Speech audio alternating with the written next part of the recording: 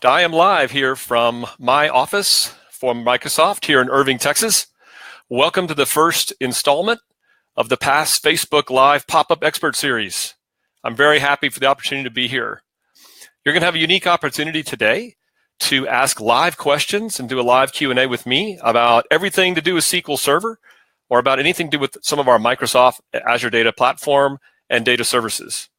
So if you've got a question you'd like to ask, please put this into the comment window at the bottom of your screen and start piling up those questions. First, if you don't know me, I'm a principal architect for Microsoft. I'm happy and welcome to say this is my 25th year at the company, all working on the SQL Server product dating back to SQL Server OS 2 1.1. In fact, to make it kind of fun here, I put this on Twitter. I have the original diskettes that I found the other day in my office from SQL Server OS 2 1.1 that I was given when I first joined SQL Server OS 2 4.2. I was given that the first day I joined Microsoft back in 1993. So SQL Server's had a long history, and I've been very fortunate and blessed to be a part of that history, along with many of you. And certainly PASS has been an incredible part of my background. I've been actually speaking at the PASS Summit since 2003, so this will be like my 15th year to present at the PASS Summit. So today, as an architect for the SQL engineering team, I focus on a lot of different things, and I'm really happy and excited to be here today to take your questions live. So please start piling up those questions here, and let's go to our first question, see what anybody has to say. So the first question from the just in general community: what are you focusing on these days for the SQL engineering team? It's a fun job. It's a great fun job to be part of SQL engineering, and quite frankly, you may have seen this. I'm spending a lot of my time right now evangelizing and talking to the community and even people internally at Microsoft about SQL Server 2017 and all the great features and functionality that comes with it. As you may know, we released that product last October, and having some great interest in the product following an amazing release from SQL Server 2016. The other part of my job is focusing on SQL Server on Linux. Really enjoying getting to spend time on that technology, which is very ironic for me, because when I joined Microsoft in 1993, I had just spent several years doing Unix programming. They called it Unix back in those days, using database products like Ingress and Oracle. So coming back to Linux is a little bit like my roots before I joined Microsoft. And the third part of my job is to help the SQL engineering team take a look at what we're doing in the next release of SQL Server. We're working on some very exciting things. And we don't sit idle here at Microsoft. As soon as we release SQL 17, we're already thinking in terms of what are we going to do for the next release of SQL Server. So those are the kind of things that I'm mainly focusing on today here at my job at Microsoft. What else do we have here today from questions? So a question from Dave here. What is the best way to bring databases globally on-prem? Distributed availability groups or multi-domain clusters with AlwaysOn? So, Dave, if you're thinking about as far as bringing databases, like making databases global on-prem, like how do I distribute that globally? Distributed availability groups are a very great feature of SQL Server. You could do it multi-domain, as you mentioned here. Distributed availability groups do provide a new mechanism for you to synchronize your data in a very global distributed fashion. So I would absolutely say that is a great mechanism for you to be able to do things globally. Also keep in mind as part of this that in SQL Server 2017, we offer a pretty interesting new feature called clusterless availability groups for scenarios where you'd like to set up perhaps say an asynchronous secondary in the cloud or somewhere else in a remote place, and you don't even need a cluster. SQL Server handles all the communication between the primary and secondaries. It's only available starting in SQL Server 2017. And in those cases, it does not provide full failover capabilities, but it does do synchronization. So a manual failover is possible, provided that they're synchronized. But that's a pretty exciting new feature in SQL 17, including the ability to do cross-platform availability groups from, say, a Windows primary to, say, a Linux secondary. So good question. And yes, distributed availability groups is a great feature for you to take a look at. Let's see what else is here. Okay, so Will's got a great question. Any plans to make TempDB 100% in memory? Will, it's ironic you're asking this question. I've been talking lately to folks on the engineering team about whether are there great scenarios for us to consider bringing back what was called TempDB and RAM. We had this feature a long time ago in SQL Server. And we kind of discounted whether we would need that in the future once we got rid of that feature. Because if you think about TempDB itself and its properties, not a lot of I/O should be done necessarily with TempDB. I think there's some interesting scenarios, though, that may make sense for that. For example, unexpected spills to disk from, say, hash and sort joins, from sorts and hash joins. Also, we use indirect checkpointing now starting in SQL 16, and in some cases, even your buffer pool pages for TempDB may be flushed to disk because of that. So no guarantees on something that's we're going to do in the future, Will, but it's something we're certainly looking at and having conversations within our team about, does that make sense, again, to reconsider that? Great question. Let's see what else we have here today for a question from the here's a community question. And I love this one because that's what I'm talking about a lot these days. What are some of the cool new features for SQL Server 2017? If you're thinking about moving to this version of SQL, like, why would I do this? One thing to keep in mind is that SQL Server 2017 is based on all the great functionality we already built in SQL 16. If you think about query store, always encrypted, or R services, some of those kind of type new neat features, SQL 17 has all those included, right? If you think about the release itself, the primary focus that you might see from Microsoft or from anybody in the community is SQL Server on Linux, that we now offer a platform of choice. We offer SQL Server now on Windows and SQL Server on Linux and in Docker containers. So out of the gate, the number one thing that comes to mind about SQL 17 is that.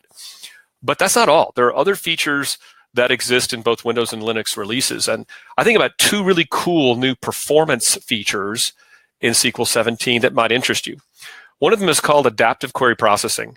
Now imagine a world where the query processor built in the engine can actually start making intelligent decisions and reacting to what it sees from your query plans. For example, one scenario I see customers struggle with is something called a memory grant problem, where incorrect estimates from query plans can cause a spill to disk for, like, say, a sort operation. You run a query, we try to go allocate this memory called a memory grant. We don't do enough memory allocation because of the estimates are off. And when you run the query, because of the memory needed for a sort, we have to actually spill and page some of this to disk. That's called a spill. That's not a great situation. It can cause performance problems. So in SQL 17, our adaptive query processor can recognize these situations. And in the second or third or subsequent executions of that query, it could then change the memory grant without recompiling the query, thus avoiding the spill in the first place. So that's one feature, adaptive query processing. The second is something called automated tuning. And this is something I've been demonstrating at several customer events. And I demonstrated this actually at the past keynote last November.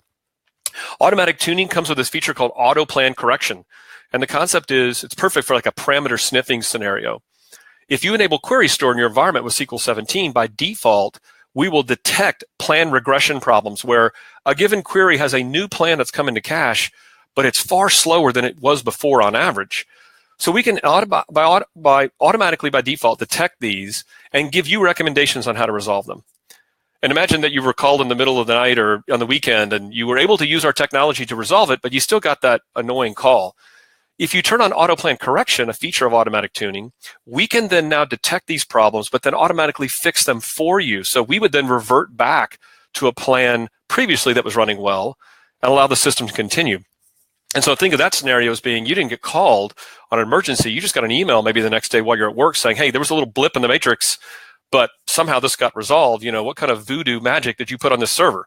And then you can go in and see the actions we took from automatic tuning. So I think about the Linux work we did. I think about adaptive query processing. I think about automatic tuning. I also think about things like graph database types, Python support now with R services. And I mentioned about clusterless availability groups. So lots of new features put into the product. And the biggest thing that we have out there now is a platform of choice for SQL Server on Linux. Okay, let's see what else we have for questions today. Okay, this is from Randal. What modules other than the database engine are coming to the Linux platform after SQL 17? And Randal, I can only assume what you mean by that question is, what other services are coming? Things like our BI services. If you've looked at SQL Server on Linux today, the core database engine and just about every major core feature we have exists on SQL Server on Linux just like it does on Windows. And remember that the core database engine itself is unchanged. The code is the same code that runs on Windows. From other types of services that come with the SQL Server product, SSIS, our integration services, is already there for Linux. And then one of the things people have noticed is that our BI products like analysis services and reporting services don't exist on Linux today. And right now, we don't really have any near-term plans to actually make that happen, but we're very interested to know scenarios where customers believe that is really a necessary thing that blocks their adoption to Linux. So you can email me at bobward@microsoft.com if that's a scenario that's very important to you. We certainly can discuss that with you. Also keep in mind, though, that some of the other features that exist on SQL Server on Linux that you may not have seen there, such as replication or distributed transactions, we are actively working today. Right after we release, we were actively working on these. We're actively working today to make sure those features get included on Linux, and you'll see those in some sort of update from Microsoft in the future, whether it be a new release or some sort of update that we're providing. So we're actively working on features like that to ensure that both platforms have the same feature set that exists across Windows and Linux. But just keep in mind that most of the major core features you love and know on SQL Server on Windows do exist on Linux today. Okay, let's see what else we have on questions here. This is from Hiram. How are the next product features selected to work on? Are organic ideas presented internally, or are mandated corporate pipeline-based customer demand telemetry Azure data? Hiram, that's a great question. And the answer is yes to all of it. We sometimes have ideas that we come up with based on our customer experience and knowledge that we say, hey, we think this makes sense. And that's just based on maybe even just talking to a lot of customers. We do also look at data, data on adoption from customers, say an Azure database or something, to decide, does that make sense to put in the SQL Server release? And then we also look at customer opinion itself. We've recently moved from a different system using something called Connect to something called User Voice. We certainly look at User Voice a lot to see what customers believe. And then we have an army of people that work in the field at Microsoft. I'm somebody that works with a lot of customers. Our customer advisory team, our premier field engineering team, and others in the field talk to customers and give us input all the time on a very regular, almost on a monthly basis, about what kind of functionality should we be putting into releases of SQL Server. The tough thing, as you can imagine, is we try to make sure SQL releases get out in a timely fashion. You can see that SQL 17 came out a year after 16. And you can expect us to continue to be very aggressive in releasing SQL Server versions in a very timely fashion. May not be 2018, we don't know yet, we're still working on it. But time-bound releases then kind of dictate what priorities and things we can put into the release itself. But yes, we take suggestions from all manners of folks, all manners of input, and sometimes at customer events. I'll go to a customer event and I'll hear a lot from customers on something they want. One thing I always ask customers though is that why? What's that feature reason what do you want that feature for? If it's something you just would like to see because it doesn't exist, that's one thing. But what is the true business impact, and how does it make you be more productive or efficient in developing apps or monitoring or migrating to SQL Server? Great question. Okay, let's see what else we have here. This is from Dave. Dave said we've become heavily dependent on Resource Governor for a multi-tenant environment to almost in a way provide database as a service. Is there any for Microsoft to build a report to view all the workload groups, current use, and the headroom currently available? So Dave, what I assume you mean is, can Microsoft build a report on Resource Governor itself, how that's actually working out? That's something, that's the first time anybody's actually asked me that question.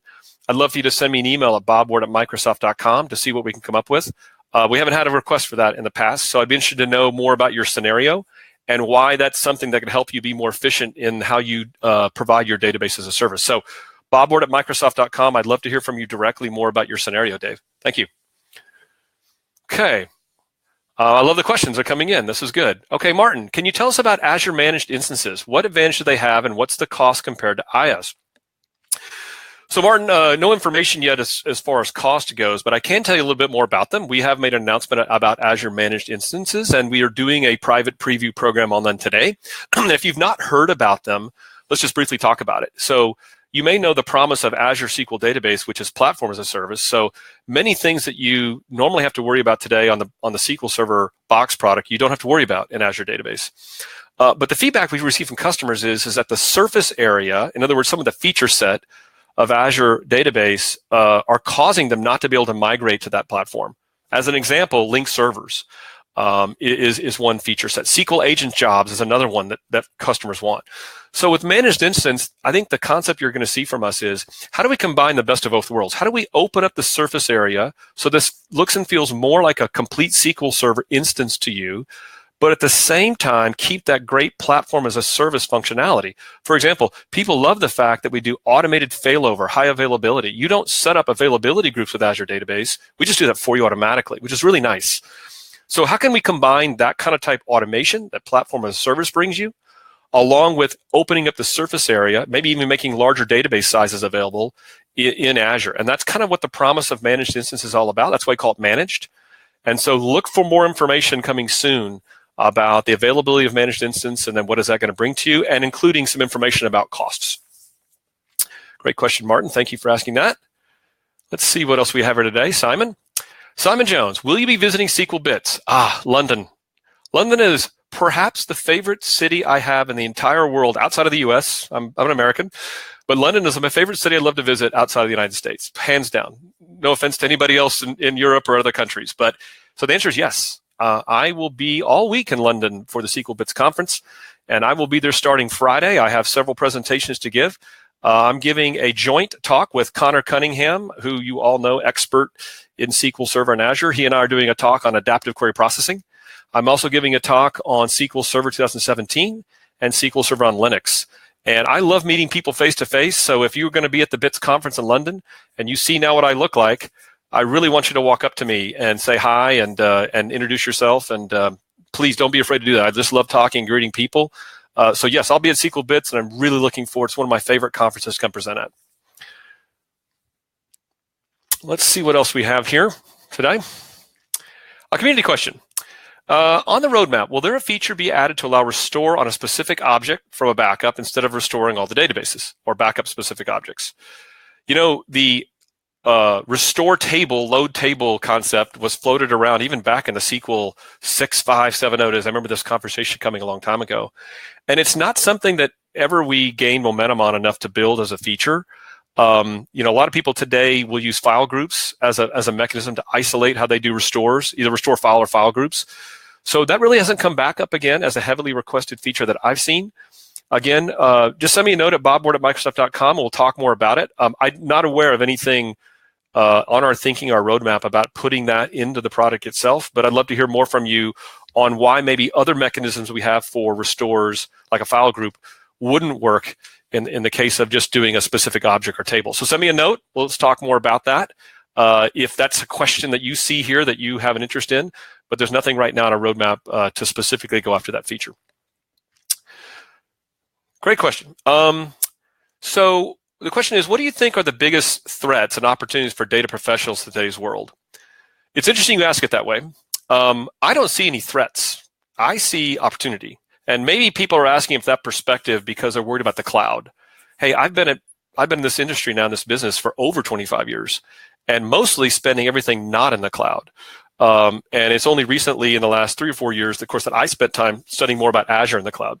If you're a data professional today and you're concerned that cloud technology like puts you out of a job or something, I'd say there's way far more than an opportunity. I just talked about Azure Managed Instance. That is a cloud platform as a service where some of the actually more mundane tasks of your job get automated and help you. And then some of the more important tasks of your role and job are available. Plus, consider this. You know, this is a brand new world we have in the data platform space. Think about SQL Server on Linux now. Think about other Azure data services we have like Cosmo DB.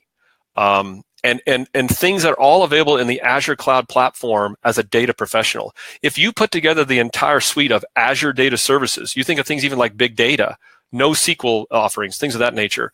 The opportunities to me are pretty endless to take the current skills you have and apply those outside of just normal SQL Server. But I'll just tell you, we are fully committed to SQL Server as a box product as released because we still see a huge demand for that. What we see from customers now more than ever is the desire to kind of make some migration to the cloud. Like some workloads make sense to go right into the cloud. They want to do that. But then a lot of workloads, they just want to keep on SQL Server on premise. So I see your opportunity as a data professional to bridge those worlds, actually, to be somebody who understands the migration space to cloud services with data and then still understands how to manage and how to develop applications for SQL Server. So I don't see a lot of threats. I just see a lot of opportunities coming ahead. And I'm not just trying to be, you know, gushy or mushy about that or somebody who's just trying to be a totally optimistic person. I literally mean that because for me, even myself here at Microsoft, I even can't keep up with us on what we do. So the opportunities for me, even personally, are really great. And I see a great future, especially somebody who knows data. If you understand data, how to analyze data, model data, how to manage data, migrate data, if you just think of those skill sets, that's going to apply anywhere you go, whether it's going to be a SQL Server on-premise, SQL Server on Linux, or our cloud data services. Okay, let's see if we've got a few more questions. I know we're getting a little bit closer to 30 minutes. Chuck, thank you. We will likely be on-prem for quite a while. That's interesting to know, Chuck. Chuck, I would love for you to email me because I'd like to know more why you think that. And not that I'm saying that's a bad thing. In fact, it's interesting because I've had several customers mention they're going to be on-prem for a while, and I call that private cloud. And their reason is because they've just demonstrated that they've got such a great private cloud infrastructure that it's not cost effective for them to move to the cloud. Some have said it's security and privacy. There's other reasons why. I'd love to know your strategy for the future on how you plan to manage your on-prem assets, because we're even thinking in the future about how do we make SQL Server operate more like a cloud in a private type on-prem scenario. So I'd love to talk to you more about what you're doing there and why on-prem is still going to be your choice, which I don't blame you. I'm still myself going to be focused a lot on our on-prem product because I believe SQL Server is a great product to run in a private cloud environment. Okay, Martin, so what's the best way to move from a traditional DBA to become a data platform specialist? Martin's a great question. You know, I heard from a lot of different people what a traditional DBA means, and typically it's somebody who manages the SQL Server, manages the databases, maybe they help manage indexing, they troubleshoot performance problems, and so forth. So first of all of those skills, to me, still apply like even in a cloud platform environment. The things that you don't have to worry about are things like, how do I physically place all my files somewhere? Or how do I create a great high availability strategy? Because we help you do that. But you know, some of the skills that you have in terms of indexing is sort of query performance, analyzing query plans, data modeling, those things, they still all apply in the cloud, in my opinion.